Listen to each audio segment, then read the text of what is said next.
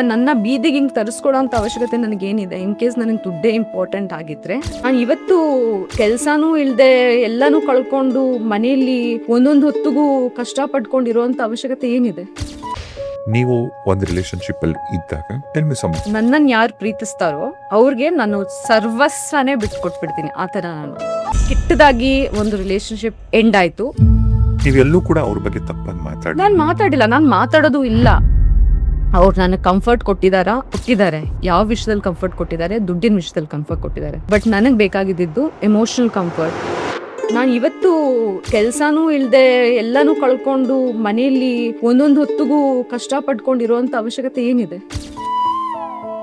ನನ್ನ ಬೀದಿಗೆ ಹಿಂಗೆ ತರಿಸ್ಕೊಡೋ ಅಂತ ಅವಶ್ಯಕತೆ ನನಗೇನಿದೆ? ಇನ್ ಕೇಸ್ ನನಗೆ ದುಡ್ಡೇ ಇಂಪಾರ್ಟೆಂಟ್ ಆಗಿದ್ರೆ, ನಾನು ಈ ಪರಿಸ್ಥಿತಿಲಿ ಬರೋ ಅವಶ್ಯಕತೆ ಇರಲಿಲ್ಲ. ಅವ್ರ ಜೊತೆ ಇದ್ದಿದ್ರೆ ಅದೆಲ್ಲ ನನಗೆ ಇನ್ನೂ ಸಿಗ್ತಾ ಇತ್ತು. ಬಟ್ ನನಗೆ ಬೇಕಾಗಿದ್ದು ಪ್ರೀತಿ, ನನಗೆ ಬೇಕಾಗಿದ್ದು ಟೈಮ್.